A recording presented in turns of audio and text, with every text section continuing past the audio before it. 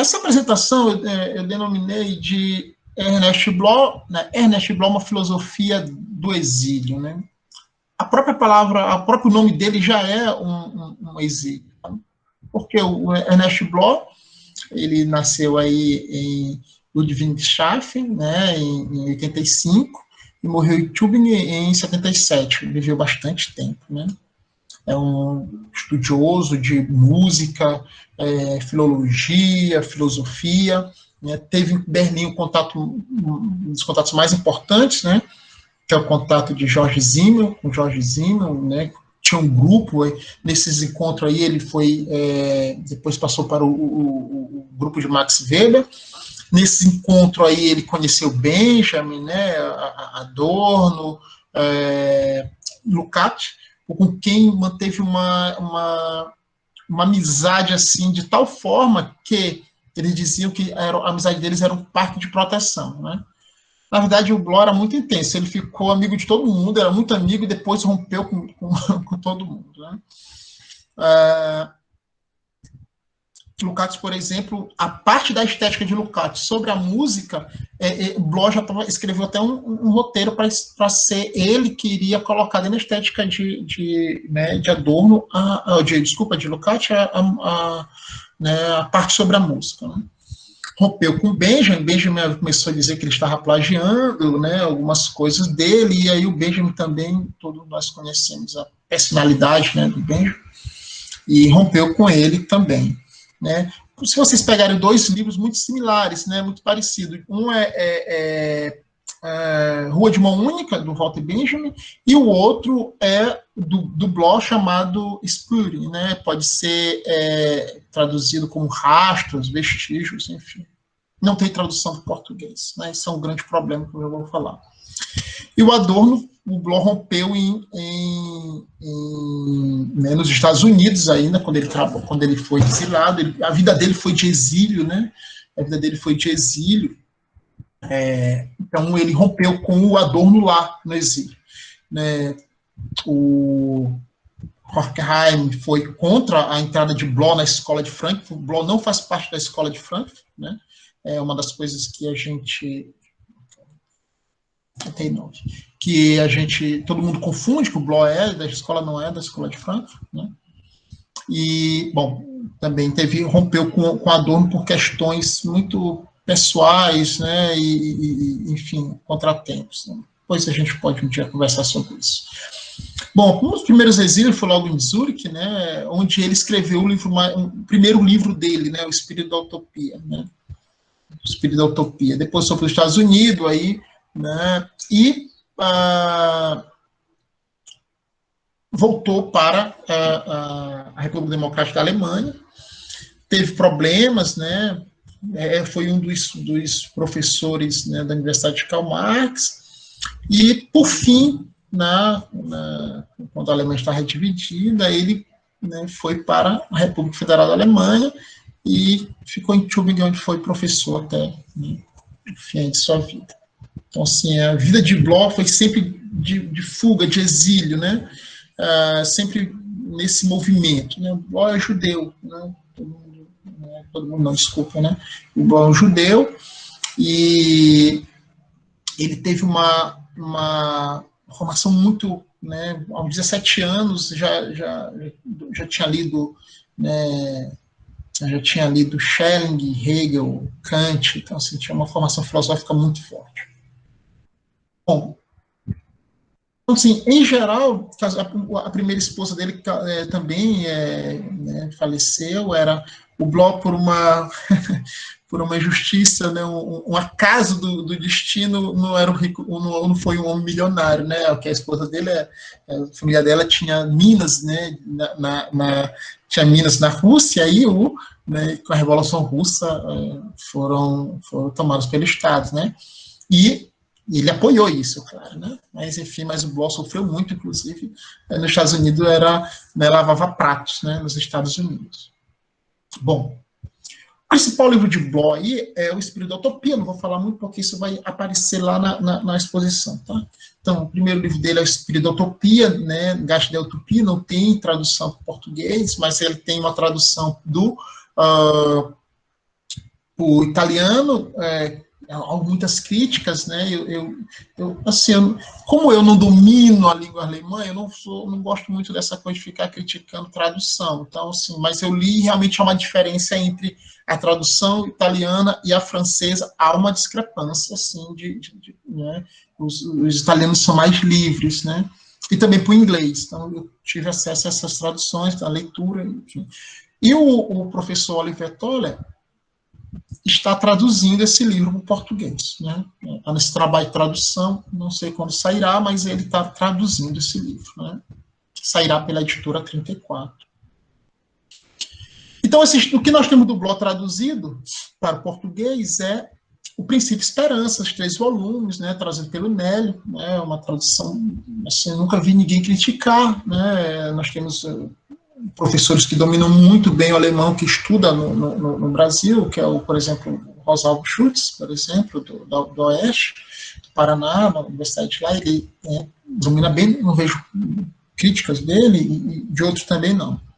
E um dos primeiros livros, Thomas Musten, Teólogo da Revolução, né, que encontrou aqui no Brasil uma tradução, enfim, já temos aí. Então, sim, mas a grande obra de Bloch, sintetizada, é essa, o Princípio Esperança. Né?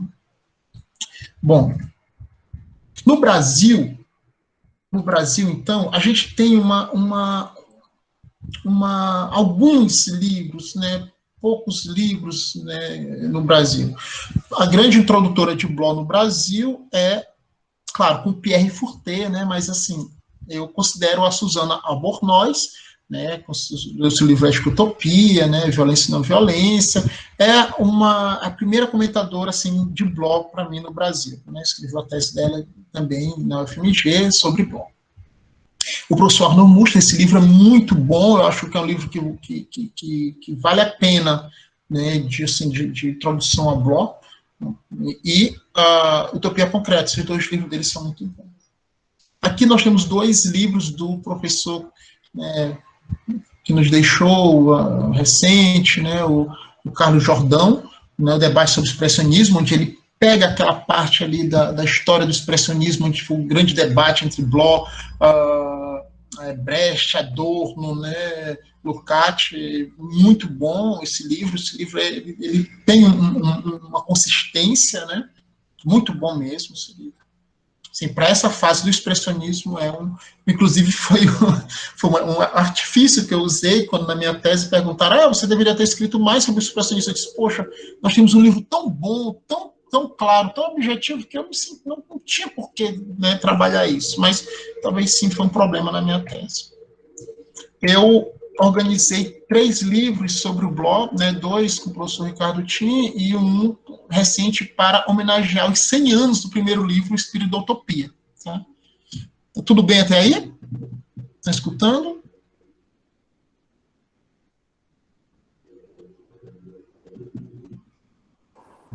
Sim, professor. Pronto. Obrigado. Só para dizer sim, para poder eu saber que não estou falando sozinho. E se cortar, vocês, né, me falem aí de onde foi. Então, eu organizei esse livro deu muito trabalho, porque nós tivemos que trazer, eu tive que convidar vários pesquisadores do mundo inteiro, né, de vários continentes, e aí tem textos de professores que foram alunos de Bloch, enfim, texto do alemão, inglês, espanhol, francês, né, e algumas contribuições também aqui do Brasil, né, por falar em contribuição do Brasil, né, em filosofia, nós temos, assim, né, para não ser muito desonesto, eu vou falar só um pouco que eu conheço aqui, nós temos a professora Ana Lorenzoni, que foi orientanda do professor Rosalvo Schultz, que escreveu uma tese também sobre Bloch, no 2019, nós temos a professora Marta Aragão, que escreveu sobre a orientação do professor Antônio Rufino, né, acho que é isso, Antônio Rufino, da UFPB, escreveu sobre Bloch, teve o Francisco, que sob a orientação do professor Valverde, da PUC, escreveu uma tese também sobre Bloch, e eu que escrevi agora a tese sobre Bloch. Então, assim, praticamente é um pouco. Mas existe uma tese no Rio Grande do Norte sobre Bloch, que trabalha com a questão da educação, né? Eu acredito que é essa. Bom, enfim, é o que eu sei por enquanto, e nesse momento estou escrevendo uma tese sobre Bloch na PUC, sob orientação do Valverde, né, do professor Antônio Valverde, que é o Hudson Mantenotti.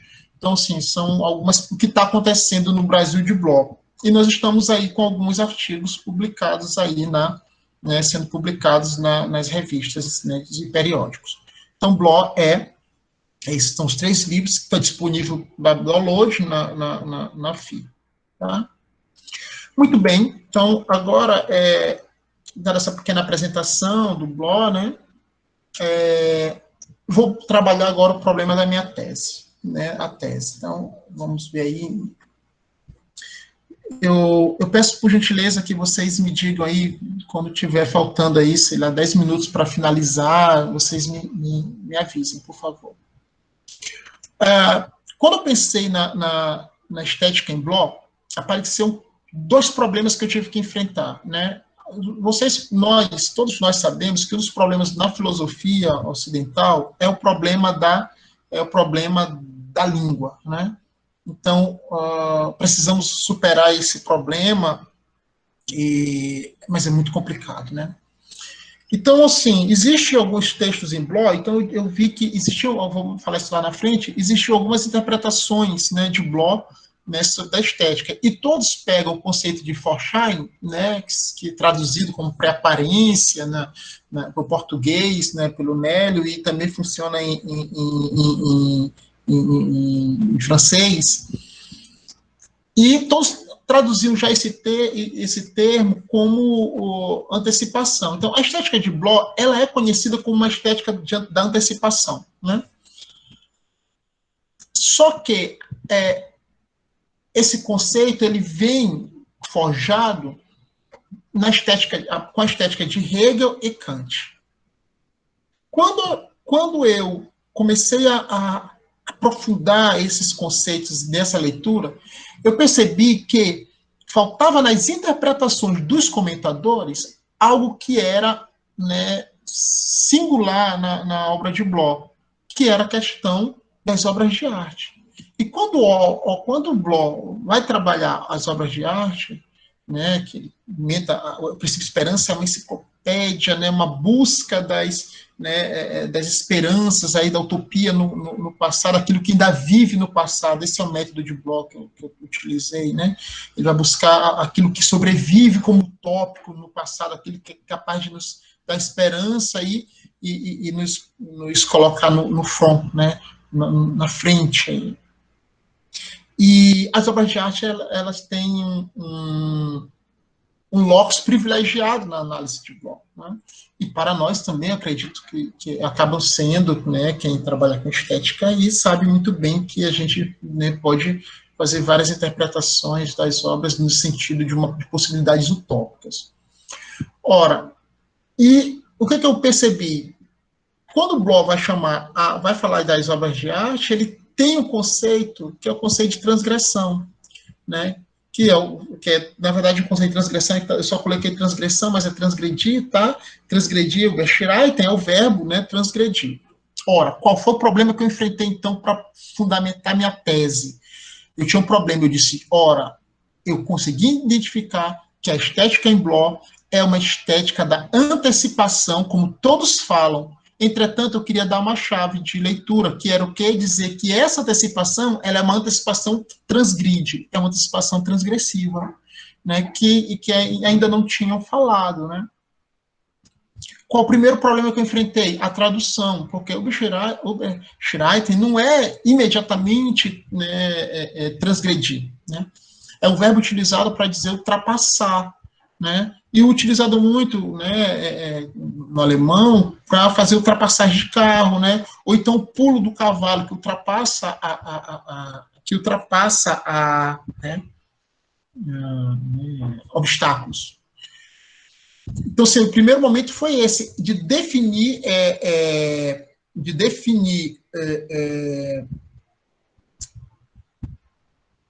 como é que eu posso dizer, gente? Do ponto de vista da análise sintática, né, da análise da tradução, né, de uma filologia aí, tá, o termo. O que eu fiz? eu peguei a própria tese principal de Bloch, que ele fala logo no começo do princípio Esperança, em que ele diz assim, né, Denk heißt überschreiten, ou seja, pensar é transgredir. Essa é a tese do Bloch. Então, ora, pensar é transgredir, pode ser ultrapassar, tudo bem. Entretanto, quando você vai perceber na língua alemã e nos textos do Bloch, ele vai falar de Überschreitung, né, que seria transgressão, é traduzido como transgressão.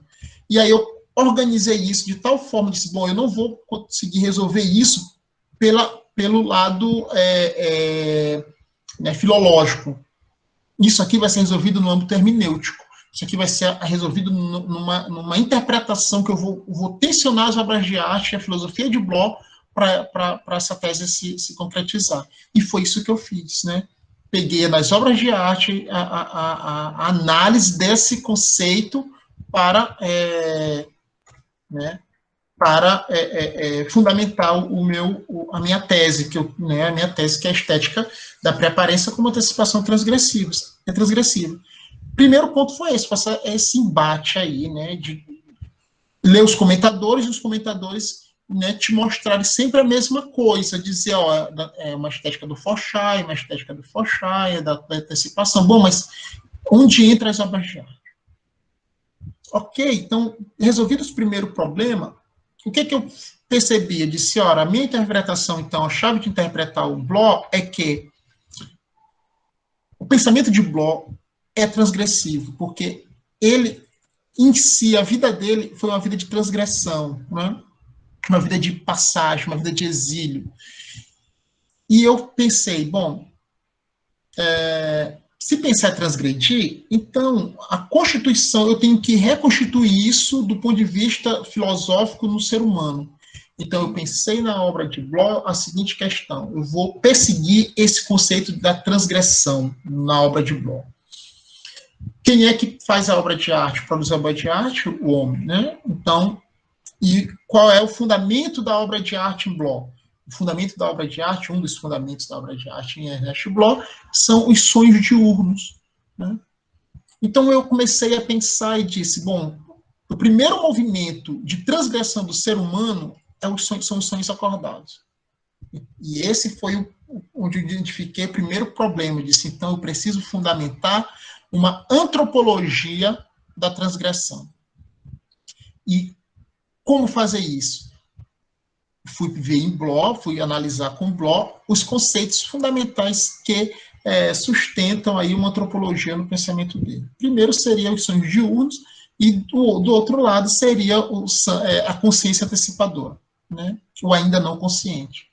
Nesse percurso, então, é notável, né, que o Bloch encontra com Freud.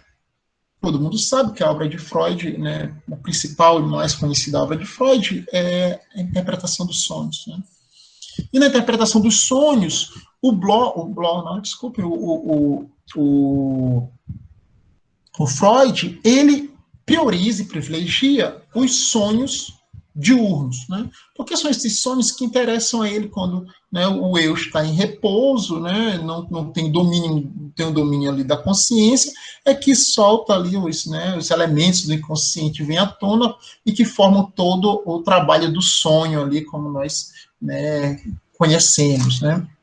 Então, a partir daquele momento, na análise é possível reconstituir algumas questões do passado. Segundo o Ernest Bloch, esse tipo de sonho, esse tipo de análise não traz nada de novo, né? Porque, na verdade, está tudo no passado. Então, essa é a principal crítica de Bloch aos sonhos noturnos, né? Entretanto, ele vai dizer, olha, os sonhos diurnos, esses sonhos despertos, são aqueles sonhos da imaginação, que impulsionam o sujeito para frente, que faz a gente transgredir o momento presente, eles trazem algo de novo para nós. Então, esse é a grande sacada de Bloch. E aí ele vai trabalhar esse sonho diurno como prelúdio da arte. Qual é o problema aí, então? O problema é que os sonhos diurnos são o conceito, então, de sonho diurno é um conceito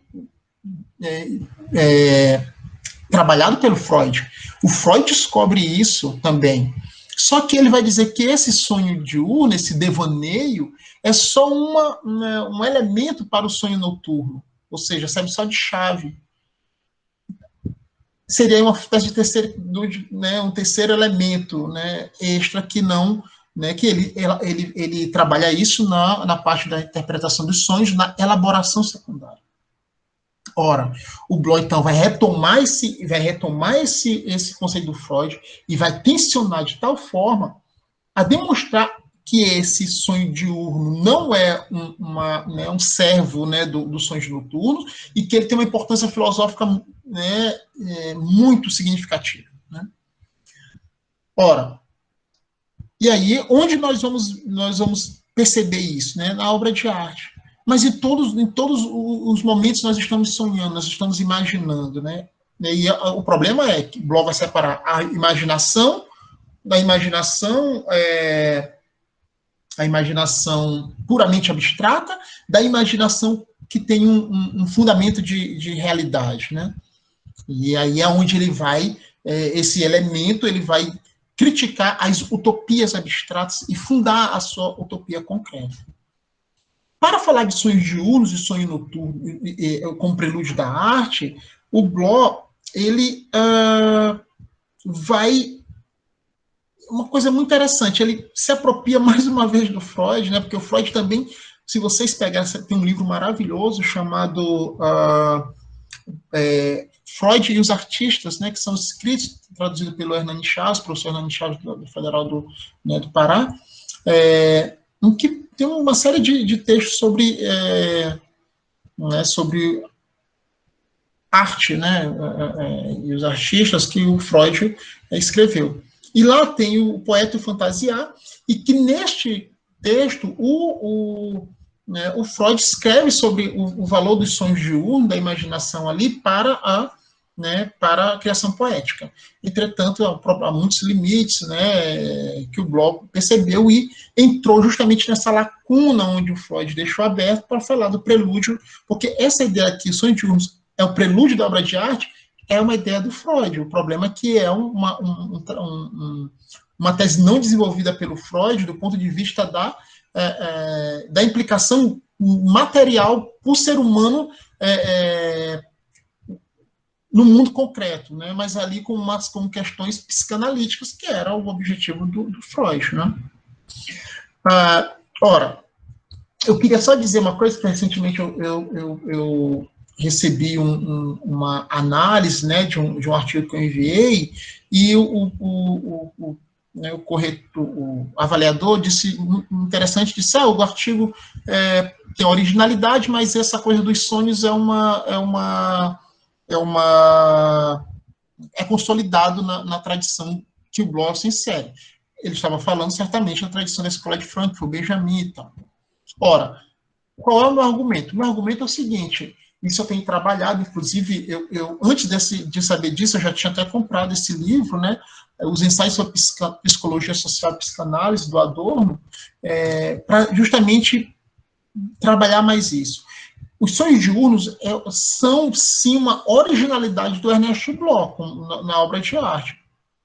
Freud, a psicanálise, as questões do inconsciente, sim, eles entram na escola de Frankfurt, é consolidado. Agora, essa apropriação do sonho diurno, esse trabalho do sonho diurno na obra de arte, isso é uma exclusividade do Bloch, uma originalidade do autor. Dado, então, que esse primeiro movimento da diferença entre sonho diurno e sonho noturno, o sonho noturno é aquele onde o eu está, né, não está descansado, então ele abre caminho ao, né, não tem controle sobre a produção da imaginação, né? Já o sonho noturno, diurno, é o momento em que o eu está desperto e ele produz, ele encaminha, ele diz quando tem que parar ou quando não tem que parar, né?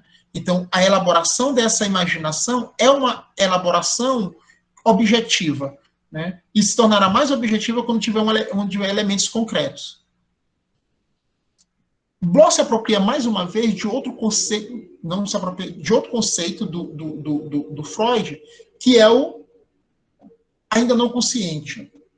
O Freud descobriu isso, e o Freud chamou, eu falo isso na tese, né? O Freud chamou isso de terceiro inconsciente, mas ele não desenvolveu. Né?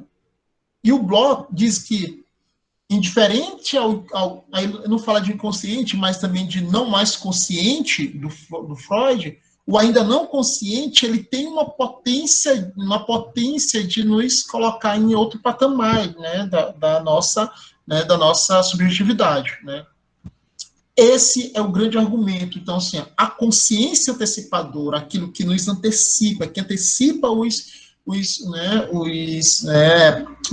nosso futuro, né, as nossas determinações.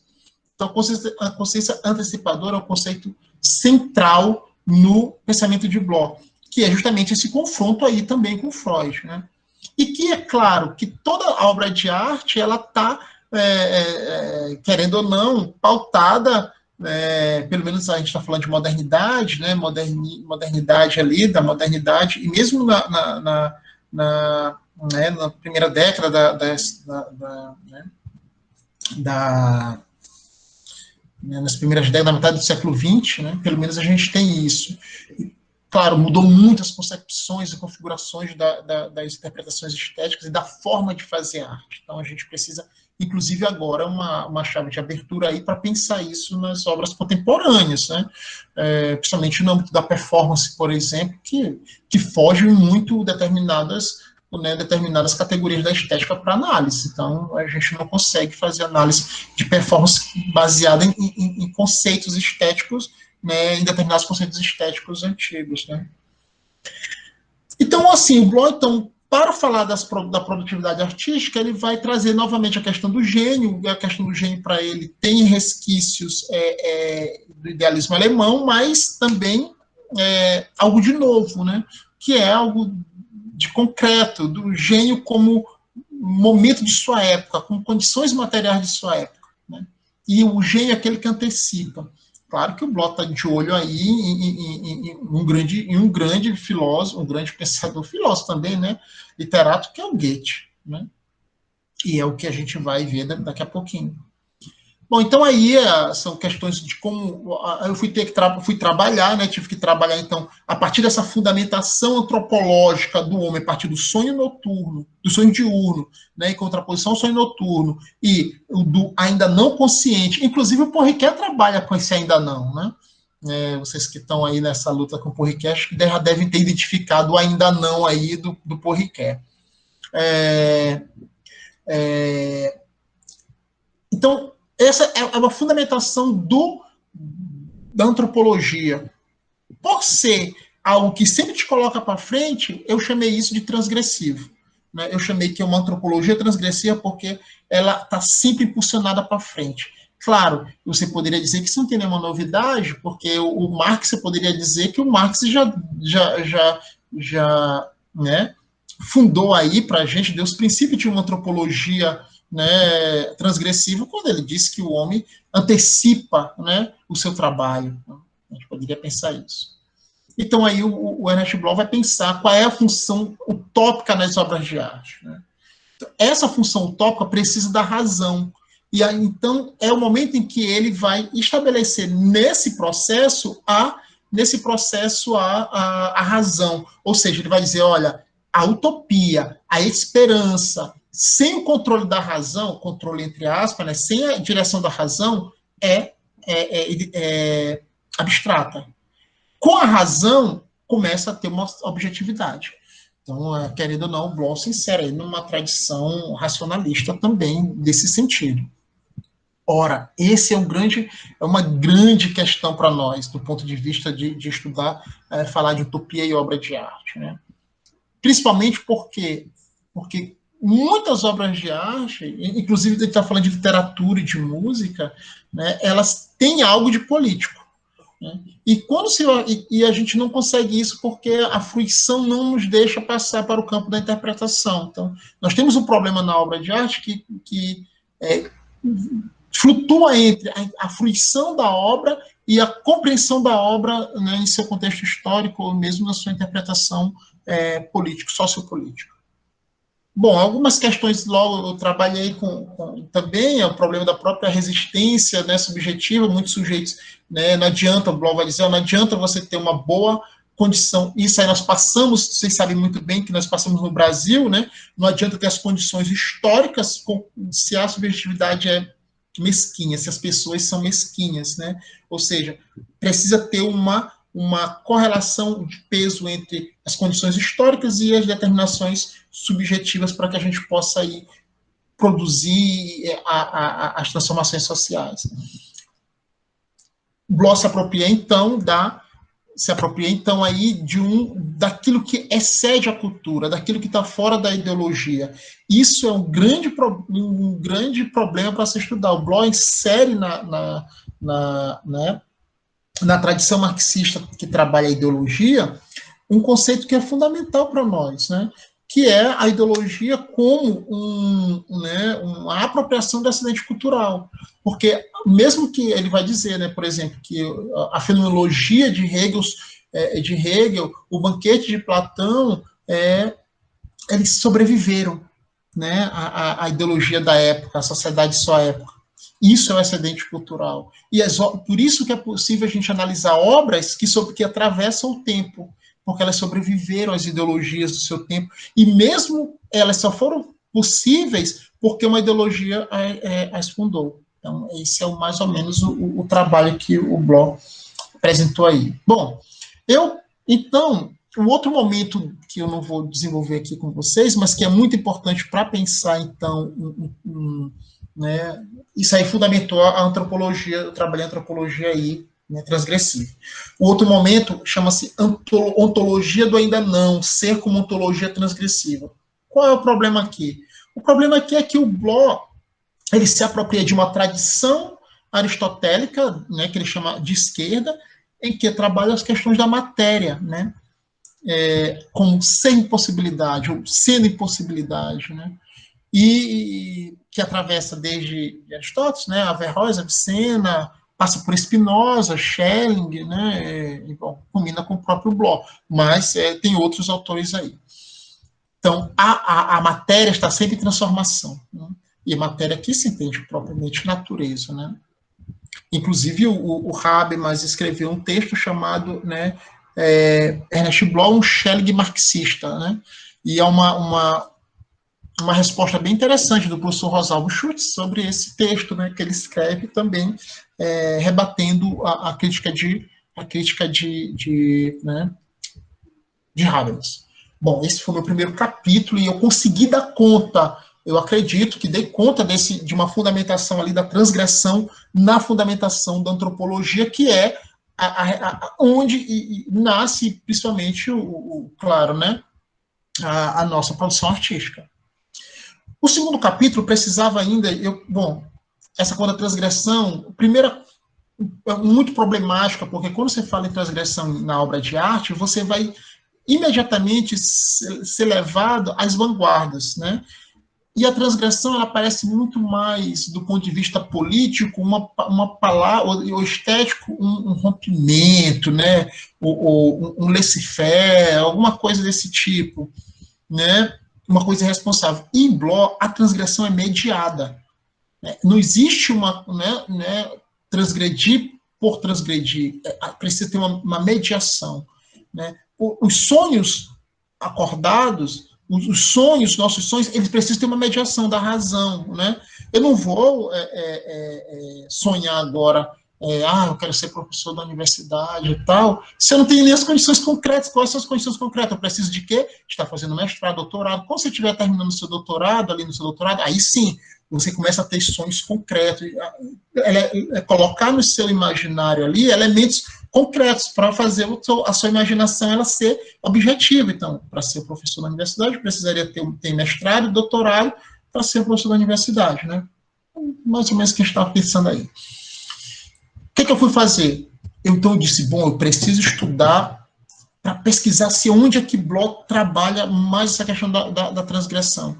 E aí nós temos a tradução do alemão, que está publicado em alemão, né, e traduzido, é a obra Espírito da Utopia do Bloch, que foi publicada pela primeira vez em 1918.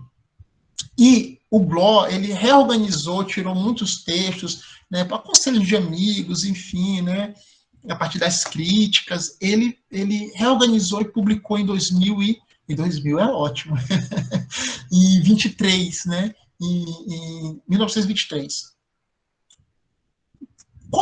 Quando ele publicou essa obra, ele praticamente retirou um pouco ali o peso do texto e do Dom Quixote, né?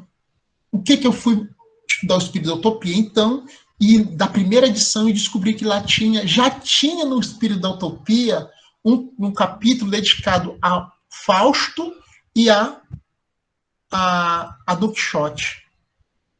Esses dois personagens, né, eles aparecem no último capítulo, nos últimos capítulos do Princípio e Esperança, como figuras da transgressão. Ora, então, assim, bom, eu tenho agora o elemento para fundamentar minha tese, né? Então, assim, é possível que eu esteja pensando no caminho certo. Então, eu fui até a primeira obra de Bloch e comecei a investigar como o pensamento de Bloch, no âmbito da estética, né, no que ele estava pensando ali no jovem Bloch, né, ele estava dizendo assim, bom, ele já tinha esse conceito em fermentação. Por isso que ele tirou, ele não conseguiu desenvolver bem ali esse material. E aí eu começo a apresentar nesse problema, apresento a fermentação, o Espírito da Utopia como um próprio elemento de transgressão, o livro como elemento de transgressão. O Espírito da Utopia nasce em um momento crucial do século XX, né? No momento que Bloch já está lutando contra o niilismo, né? Contra o pessimismo. Um elemento fundamental nesse texto que reaparece de novo na última obra de Bloch, e é isso que é interessante, o método, tá? Está sempre no diálogo entre a primeira e a última obra para tentar buscar os rastros, os vestígios daquilo que pode contribuir na tua fundamentação, na fundamentação do teu conceito. Porque a minha preocupação era mostrar, caso alguém viesse contrapor a minha tese, dizer, não, mas esse conceito já existe aqui, ele está em fermentação. Existe assim, eu estou tentando demonstrar isso. E o gótico, ele é um elemento de transgressão, né? Porque o Bloch contrapõe o gótico ao egípcio, né? Então, o que é o egípcio? O mundo egípcio, o pensamento, a figura, tudo isso que compõe o egípcio para Bloch. Né? Para Bloch, claro que eu estou em outras leituras agora, a gente, né, avancei muito mais nisso. É que o egípcio, ele quer ser pedra, né? Quer ser pesado, quer se preparar para a morte. Né? Todo momento sagrado do egípcio, né, da tradição egípcia, é um peso, né? É o cristal para a morte, né? Ser ali uma pedra, na verdade, ser pedra, né? Rocha. E o gótico, o que é? O gótico é essa transcendência, né? É a ressurreição, né? Essa utopia, essa transgressão do momento presente. Aí as catedrais góticas nos apresentam imageticamente, in loco, na arquitetura, um processo transgressivo. Assim, bom, isso aqui é o que eu estou precisando. Esse processo ele é utilizado tanto para dentro como para fora, né? Ou seja, primeiro a gente precisa encontrar em nós mesmos, né, fazer esse processo de encontrar-se consigo mesmo para poder sairmos para o mundo. Né? Esse é o próprio Bloch estava pensando no espírito da utopia. Então, ele vai fazer isso aqui, eu não vou falar, mas ele faz considerações sobre a técnica, sobre essa transformação do capitalismo no século XX, no começo do século, né, nas primeiras décadas do século X e do século da década de 10 e da década de 20. Lembrando que nesse momento tem um grande pensador que a gente não estuda, que é o Kracauer. Né? Infelizmente, o Jordão ele tinha muito interesse, estudou, escreveu algumas coisas, mas nos deixou aí sem muitos elementos a mais para nós pensarmos o Kracauer. Né? Mas então, o Kracauer estava pensando essas questões, né? O Landauer estava pensando essas questões, né? E bom, enfim, o Bloch estava pensando isso, e logo em seguida o Benjamin estava também começando a pensar algumas questões também nisso. Para Bloch, então, o mundo é como espelho da alma, né? A árvore da vida, que seria aí o próprio espírito gótico. A música é outra coisa que eu descobri, lendo lá no alemão, o Bloch estava dizendo lá que a música ela era transgressiva. Então, ou seja, a música é o trabalho, o elemento artístico por excelência da transgressão. E o Bloch, ele percebeu isso, e ele inclusive, o título do trabalho do Espiritopia ia ser uma filosofia da música. Seria, inclusive, o livro ainda é considerado um livro sobre a música, sobre a filosofia da música. O livro do expressionismo, né? Então tem uma importância muito forte. O Bloch precisa ser muito estudado, esse livro ainda. Então eu percebi isso lá. E, mais uma vez, retomei o Dom Quixote, escrito na primeira edição, né, como uma figura de transgressão de limites, né, no espírito da utopia. E aí foi onde eu comecei a perceber que, bom, agora vou deslanchar realmente a isso, e mandei bala, e mandei, bora lá, gente, e tal, e escrevi mesmo a fundamentação daquilo que eu precisava, né, ter como subsídio para o último capítulo. Esse trabalho sobre Don Quixote é muito interessante, gente, porque o Don Quixote, ele é o tópico por excelência. Só que o Bloch insere no Don Quixote, muitas pessoas escreveram sobre Don Quixote. Eu acho muito interessante, inclusive, se vocês forem ver essa tradição, essa chegada da tradição, a chegada da tradição Don Quixote na Alemanha foi uma guerra pela tradução. Né? Inclusive, quem traduziu o alemão nem sabia espanhol, assim, foi uma loucura. Né? Mas, enfim, do interesse do Don Quixote é que o Bloch se inseriu numa tradição que estudava o Don Quixote. Né? E o Don Quixote ele tem esse espírito utópico, todo mundo sabe disso. Mas o problema é que o Bloch o coloca como um utópico imediato, uma utopia abstrata, como uma transgressão não mediada. E ao contrário do Don Quixote, o seu par dialético por excelência é o Fausto, porque a transgressão do Fausto é uma transgressão mediada. Esse é o sentido da tese, né? E eu finalizo o capítulo, a minha tese, então, agora apontando então a base, o fundamento ali da estética em Bloch, como sendo uma estética transgressiva. Então, eu peguei o mais importante, fundamentei uma antropologia filosófica transgressiva, a partir dos sonhos diurnos e da antecipação e do ainda não consciente. Considerei a nossa formação antropológica do Bloch como transgressiva. Busquei o conceito de transgressão nas primeiras obras de Bloch, na primeira obra de Bloch, para dizer, olha, já existia isso em fermentação, agora se encontrou o local adequado para sua exposição, que é o princípio esperança. E aí eu tive que enfrentar o problema da pré-aparência, que é aquele conceito que eu tinha dito lá na frente que me deu problema. Né? Qual é o problema? O problema é que esse conceito tem variações semânticas. Nos Estados Unidos, né, com o... fugiu o nome do autor, né? O Arnold Muster trabalha diretamente com o texto como antecipação, e Jack Sibbes, né? Ele trabalha como iluminação antecipatória, esse termo, né? E tem o Gerd Wing, que é o grande tradutor estudioso de Bloch, enfim, que organizou, inclusive, o texto estético do Forsyth. E no Brasil, a variação que eu encontrei foi uma variação do Pierre Furté, que foi traduzido para o Brasil, né? E também do Frederick James. Frederick James trabalha como uma ontologia da antecipação. Então, bom, enfim, então eu disse, eu preciso dar tensionar esse conceito para que ele seja antecipação transgressiva. E para isso eu tive que ir para as obras de arte, né? Então, o primeiro momento foi fazer todo esse percurso crítico do Bloch, a estética, o nascimento da estética, e como a arte ela foi, né, vista como uma forma de conhecimento menor, ou como mesmo no seu nascimento ela foi vista como um conhecimento inferior.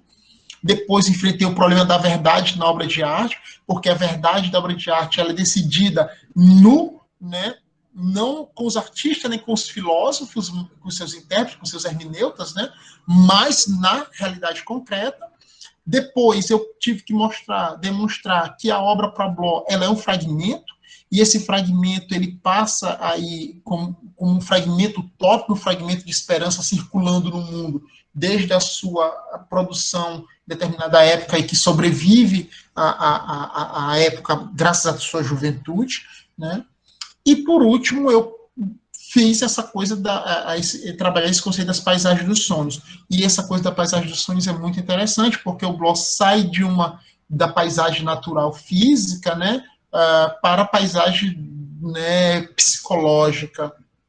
Então, as paisagens dos sonhos nas obras de arte, que é o que justamente eu trabalhei.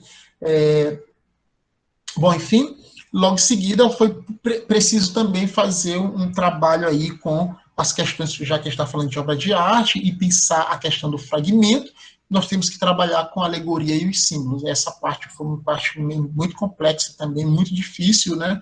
Porque assim como o Benjamin, o Bloch também escreveu sobre a alegoria e símbolo. Bom, e aí eu finalizo a tese com o Fausto, mostrando como o Fausto, então, como figura modelo da transgressão, ele tem uma transgressão diferente do Dom Quixote, ele também já aparecia lá no Espírito da Utopia, e ele só que a transgressão do Fausto é mediada, porque vocês sabem que quando o Fausto ele chega numa estação, ele reflete, medita sobre o que aconteceu, né, e vai mais além. E esse itinerário do Fausto, vocês podem compreender, inclusive, a partir da leitura da Fenomenologia do Espírito. O Bloch é um dos primeiros a fazer essa relação entre o Fausto e a Fenomenologia do Espírito, né? E é muito interessante como a estação, né, é sempre uma mediação. Então o Fausto só parte para outra empreitada, para outra aventura, quando ele faz a mediação, né, quando ele faz o conhecimento de si mesmo, quando ele faz toda uma reflexão sobre a sua aventura para poder partir para outra. O Bloch chama isso de mediação. Então há uma transgressão da fronteira, porque ele vai mais além, mediada.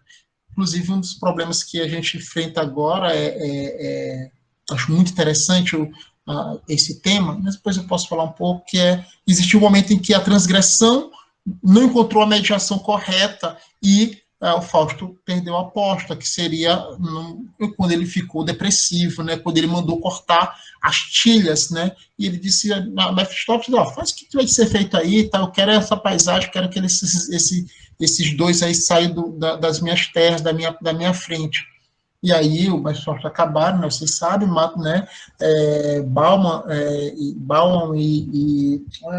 esqueci o nome da...